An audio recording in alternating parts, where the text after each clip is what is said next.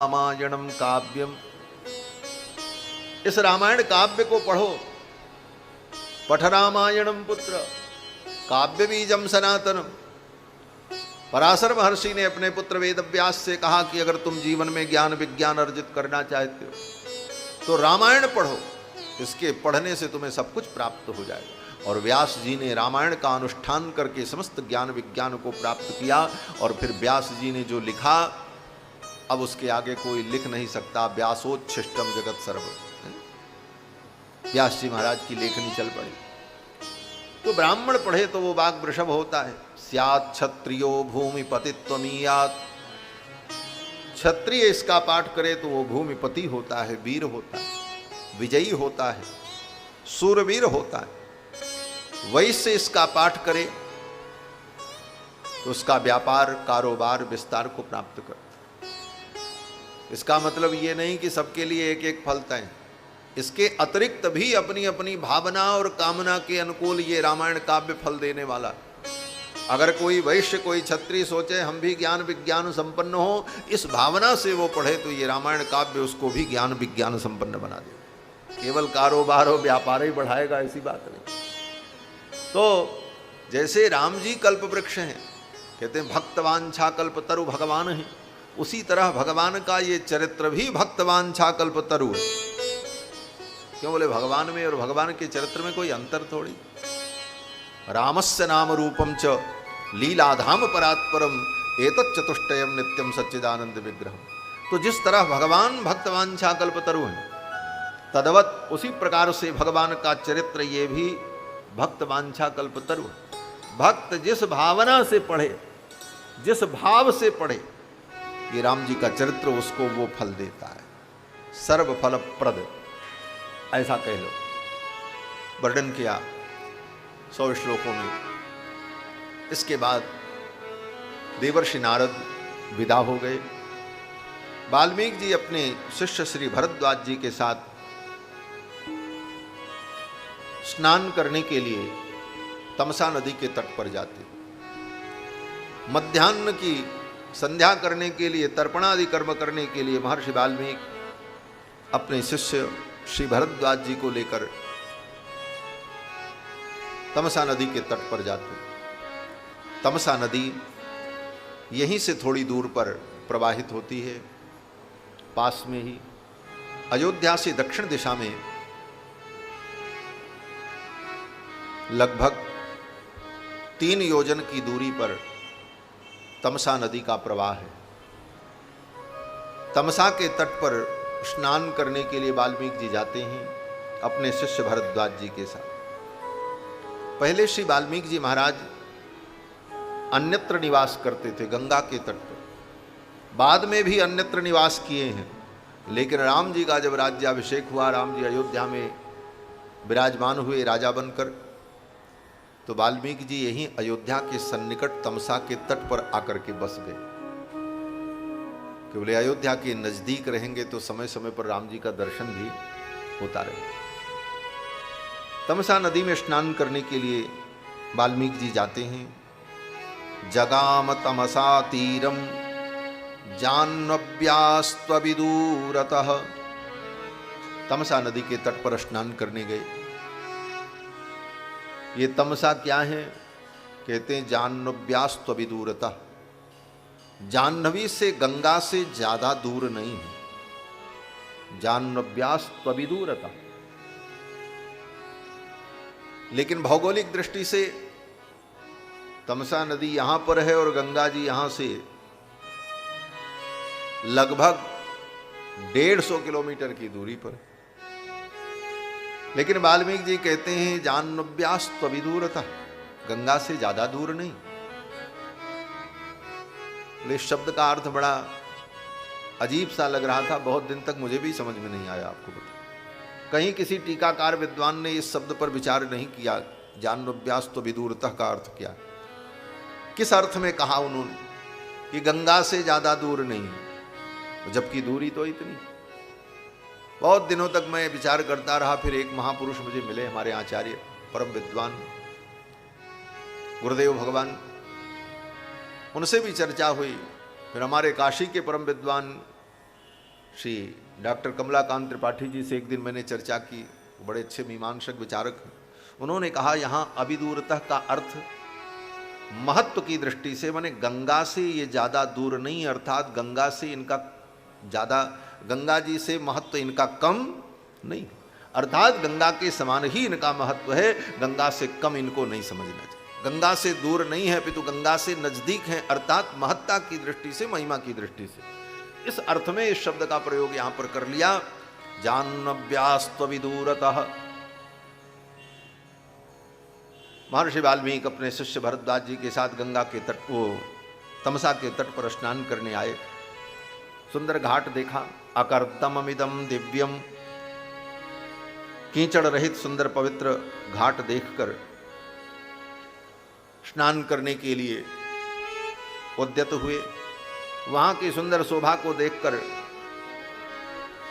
महर्षि वाल्मीकि अपने शिष्य भरद्वाज जी के साथ तमसा के तट पर टहल रहे थे। तब तक एक घटना घटित हो गई। एक निषाद कहीं से आया और उस निषाद ने एक पक्षी का शिकार किया। वहीं पर क्रौंच पक्षी का जोड़ा विचरण कर रहा था।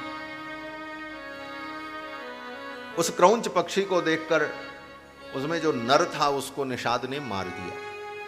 उसकी मादा जो थी वो करुण क्रंदन करने लगी, तड़पने लगी, रोने लगी। इस करुण दृश्य को देखकर महर्षि वाल्मीकि के हृदय में करुणा समुच्छलित हुई,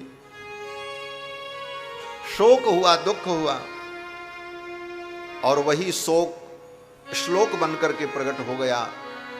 और फिर महर्षि वाल्मीकि ने उस निषाद को शाप दे दिया। क्या शाप दिया? वाल्मीकि जी कहते हैं कि मां निषाद प्रतिष्ठाम त्वम अगमः शाश्वती समाह। अय निषाद, शाश्वती समा प्रतिष्ठाम, बहुत दिनों तक तुम प्रतिष्ठा को प्राप्त नहीं कर पाओ। ये प्रतिष्ठा माने सामाजिक सम्मान, प्रतिष्ठा, बोले वो अर्थ तो है ही, लेकिन यहां प्रतिष्ठा का अर्थात जीवन। बहुत दिन तक तुम जिंदा नहीं रहोगे, मर जाओगे। ऐसा नहीं है कि तुम अमर होकर के आए हो, तुम मरोगे।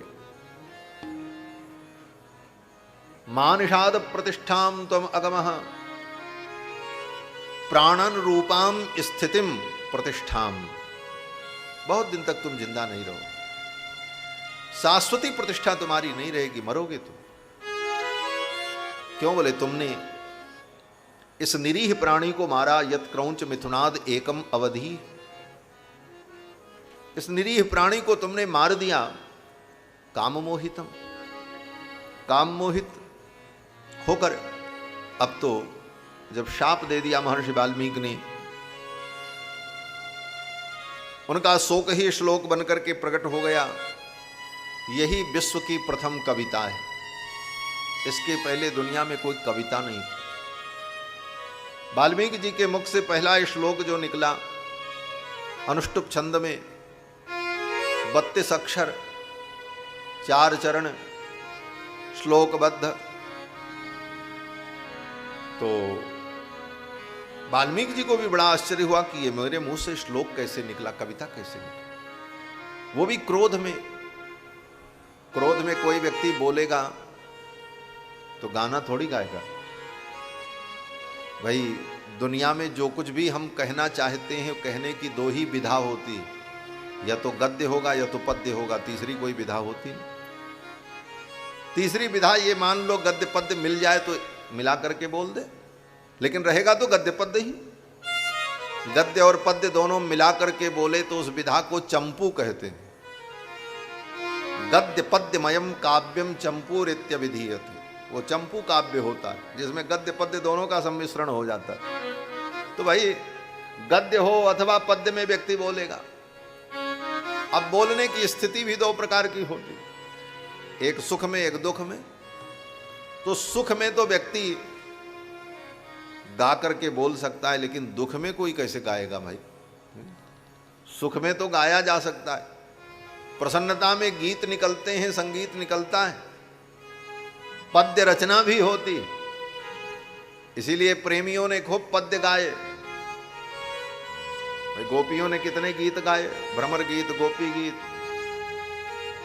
लेकिन उस प्रेम की दशा में, प्रेम के वियोग श्रृंगार में और ऐसे करुण दृश्य में, ऐसे दुखद प्रसंग में किसी के मुख से कविता निकले, वो भी शाप देने के लिए। कोई किसी को शाप दे तो कविता में और पंक्ति में, पद्य में थोड़ी देता, वो तो गद्य में ही बोलेगा। लेकिन वाल्मीकि जी के मुख से कविता निकली और यही आदि कविता है, विश्व की प्रथम कविता है। मां निषाद प्रतिष्ठाम तम अगम शाश्वती समाह यत क्रौंच मिथुनादेकम अवधि काम मोहित। हमारे पूज्य आचार्य चरण कहते थे, जैसे मंत्रों का अनुष्ठान होता है ना, गायत्री मंत्र का एक पुरस्चरण कर डालो, अमुक मंत्र का पुरस्चरण करो, उसी तरह कोई व्यक्ति नियम लेकर अनुष्ठान करके इस प्रथम श्लोक का मानषाद प्रतिष्ठाम त्वम अगम शाश्वती समाह यत क्रौंच मिथुनादेकम अवधि काम मोहितम, इस श्लोक का 24 लाख जप कर डाले अनुष्ठान पूर्वक, तो उसके अंदर कवित्व शक्ति जागृत हो जाती है। वो कवि बन जाएगा, वो बोलेगा, उसके मुंह से कविता निकलने लग जाएगी, काव्य की रचना होने लगी, क्योंकि काव्य का ये बीज है प्रथम श्लोक। सारे रहस्य हैं, सारा ज्ञान विज्ञान इस प्रथम श्लोक में वाल्मीकि जी के नहीं। और इस प्रकार से वाल्मीकि जी ने जब शाप दे दिया, वो तो चला गया निषाद। स्नान करने के बाद वाल्मीकि जी जब वहां से चले तो भरद्वाज जी पीछे पीछे। इस श्लोक को भरद्वाज जी ने याद कर लिया और गुनगुनाते हुए पीछे पीछे चल रहे। दोनों सोच रहे थे, भरद्वाज जी भी सोच रहे थे आज गुरु जी के मुख से ये क्या निकला, और वाल्मीकि जी भी सोच रहे थे ये मेरे मुख से कैसी कविता निकली। यही सब विचार करते हुए दोनों अपने आश्रम में जब पहुंचे, तब तक आजगाम ततो ब्रह्मा लोक कर्ता स्वयं प्रभु। उसी समय लोक कर्ता ब्रह्मा जी महाराज का आगमन हो गया। ब्रह्मा जी आए तो महर्षि वाल्मीकि ने जी ब्रह्मा जी का पूजन किया। पहले ब्रह्मपुत्र आए थे, अब ब्रह्मा जी आ गए। ब्रह्मा जी आ गए तो वाल्मीकि जी ने ब्रह्मा जी का पूजन किया, आतिथ्य किया। ब्रह्मा जी ने कहा मैं किसी प्रयोजन से आया हूं, ले आप आदेश करें। ब्रह्मा जी ने कहा हे मुनिवर, आपके मुख से ये जो कविता निकली है, जिस पर आप और आपके शिष्य दोनों विचार कर रहे हो, ये कविता आपके प्रयास से नहीं निकली, ये भगवान की प्रेरणा से प्रकट हुई है।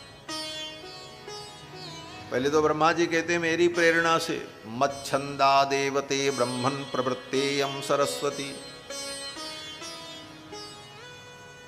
मच्छंदा देवते ब्रह्मन्, मेरे ही प्रेरणा से, तुम्हारे मुख से ये सरस्वती, ये कविता प्रकट हुई है।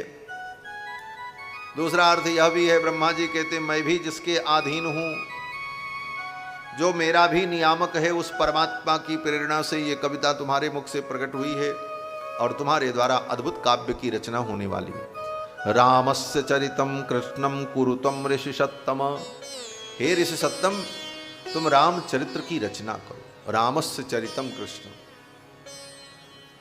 वाल्मीकि जी ने कहा मैं कैसे रचना करूंगा, राम जी के चरित्र को तो मैं जानता नहीं। ब्रह्मा जी ने कहा नारद जी ने जो सुनाया है उसी का विस्तार करो। वाल्मीकि जी ने कहा नारद जी ने जो सुनाया है वो तो बहुत संक्षिप्त है, मात्र 100 श्लोकों में, मैं क्या विस्तार करूं। राम जी के चरित्र को, संपूर्ण चरित्र को हमने देखा नहीं और विस्तार से सुना नहीं, तो मैं कैसे वर्णन कर पाऊंगा। ब्रह्मा जी ने कहा चिंता मत करो, मेरा आशीर्वाद है। राम जी का जो चरित्र तुमने सुना नहीं है, देखा नहीं है, वो भी तुम्हारे हृदय में प्रकट हो जाएगा। तच्चाप्य विदितम सर्वम विदितम ते भविष्यति। जो राम जी का चरित्र अविदित है वो भी तुमको विदित हो जाएगा मेरे आशीर्वाद से। और काव्य में जो तुम लिखोगे वो कभी झूठा नहीं होगा। न ते वाग्नता काव्ये काचिदत्र भविष्यति। तुम्हारी वाणी काव्य में कहीं अनृत नहीं होगी, कहीं झूठी नहीं होगी। कुरु राम कथाम पुण्याम श्लोकबद्धाम मनोरमाम। सुंदर मनोरम राम कथा का श्लोकबद्ध वर्णन करो। राम जी का संपूर्ण चरित्र तुम्हारे हृदय में प्रकट हो जाए। मेरे आशीर्वाद से, भगवान की कृपा से। और जब तक ये पृथ्वी रहेगी, जब तक पृथ्वी पर सूर्य चंद्रमा रहे, गंगा जमुना नदी प्रवाहित होती रहेंगी, जब तक हिमालय पर्वत विंध्य पर्वत रहेगा, तब तक तुम्हारे द्वारा लिखी गई इस कथा को लोग गाएंगे और सुनेंगे। वाल्मीकि जी ने कहा हमको क्या मिलेगा, मुझे क्या लाभ होगा? तो ब्रह्मा जी ने कहा जब तक इस पृथ्वी पर एक प्राणी भी तुम्हारे द्वारा रचित इस राम कथा को सुनने और गाने वाला होगा, तब तक तावद ऊर्ध्वमधश्च त्वं मल्लोकेषु निवत्स्यसि, तब तक तुम मेरे ब्रह्मलोक में निवास करोगे और परम सुख का अनुभव करोगे। ये सब कह करके ब्रह्मा जी विदा हो गए। ब्रह्मा जी के चले जाने के बाद महर्षि वाल्मीकि ने पवित्र आसन पर विराजमान होकर भगवान का ध्यान किया, नारद जी के द्वारा सुनाई गई कथा का स्मरण किया, ब्रह्मा जी के द्वारा दिए गए वरदान का चिंतन किया और राम जी के चरणों का ज्यों ही ध्यान किया, संपूर्ण चरित्र राम जी का महर्षि वाल्मीकि को दिखाई पड़ने लगा। सारा राम चरित्र वाल्मीकि जी को दिख गया। महाराज जो चरित्र राम जी का वन में हुआ, प्रगट चरित्र, गुप्त चरित्र, वो सब वाल्मीकि जी को दिखाई पड़ने लगा। लिखते हैं कि हसितम भासितम चैव गतिर्यावच्च चेष्टितम तत्सर्वं धर्मवीर्येण यथावत् संप्रपश्यति, यथावत् संप्रपश्यति, संपूर्ण रामचरित्र को प्रपश्यति माने देखा। ये देखने से तात्पर्य क्या है? देखा, दर्शन किया राम जी के चरित्र का, ये तो सीधा सीधा तात्पर्य है ही है। लेकिन दूसरी बात, ये रामायण क्या है? बोले वेद का अवतार है, वेदावतार है। वेद वेद्ये परे पुंस जाते दशरथात्मजे, वेद प्राचेद सादासीत साक्षात रामायणात्मा। वेद भगवान ही रामायण के रूप में अवतरित हुए। तो वेद को, बोले वेद के मंत्र को कोई रचता नहीं, वेद के मंत्रों के दृष्टा होते हैं, देखने वाले होते हैं। वेद के जितने मंत्र हैं उन मंत्रों को किसी ऋषि ने बनाया नहीं, उन मंत्रों को ऋषियों ने देखा है। ऋषयो मंत्र द्रष्टारः। ऋषि कौन होते हैं? बोले जो मंत्र के दृष्टा होते हैं, जो मंत्र को देखते हैं। और ऋषि जितने हैं उतने ही रहेंगे, वो घटते बढ़ते नहीं। जितने ऋषि हो गए उतने ही रहेंगे, अब कोई नया ऋषि नहीं पैदा हो सकता, उनकी संख्या तय है। ऋषयो मंत्र द्रष्टारः, वो मंत्र की दृष्टा है। और ऋषि जो होते हैं वो मनुष्य नहीं होते। ऋषि मनुष्य की कोटि में नहीं होते। जैसे यक्ष, किन्नर, गंधर्व, देवता, ऋषि और तब मनुष्य। ऋषि को मनुष्य नहीं माना गया, वो मनुष्यों के जनक तो हैं लेकिन वो स्वयं मनुष्य नहीं। इसलिए मनुष्यों के ऊपर जो धर्म लागू होता है वो ऋषियों पर लागू नहीं होता। इस बात को न समझने वाले लोग कहते हैं फलाने ऋषि ने ऐसा किया तो हमारे लिए ऐसा नियम, हम मनुष्य हैं, वो ऋषि थे। जो नियम देवताओं के लिए, गंधर्वों के लिए, यक्षों के लिए, ऋषियों के लिए, वो नियम हमारे लिए नहीं, हमारे नियम अलग है। वर्णाश्रम धर्म का संविधान, वेदों का ये नियम मनुष्यों पर लागू होता है और तदनुकूल आचरण करना कर्तव्य मनुष्य का है, क्योंकि मनुष्यों के अनुशासन के लिए वेद का प्रवर्तन है। ऋषि उससे ऊपर है और ऋषि मनुष्य में अंतर्यामी। ऋषि लोग मंत्र के दृष्टा होते हैं, वो मंत्र को देखते हैं। और हम लोग, बोले मंत्र को हम लोग पढ़ते हैं। हम लोगों को वेद मंत्र प्राप्त करने के लिए वेद मंत्र प्राप्त करने की योग्यता संपादित करनी पड़ती है। वेद मंत्र को प्राप्त करने के लिए योग्यता संपादन में द्विज कुल में उत्पन्न होना, ये पूर्व कर्म के द्वारा ये कार्य संपन्न होता है। पूर्वकृत कर्मों के परिणाम स्वरूप द्विजादि के कुल में उत्पन्न होना, फिर संस्कार संपन्न होकर सुंदर मुहूर्त में शुभ तिथि में बैठकर गुरु के चरणों में बैठ कर के गुरु उच्चारण पूर्वक शब्द राशि ग्रहण, गुरु के चरणों में बैठकर उनके उच्चारण को सुनकर तदनुकूल उच्चारण करके उन शब्दों को ग्रहण करना, इस प्रकार हम वेद को ग्रहण करते, तब हम वेद को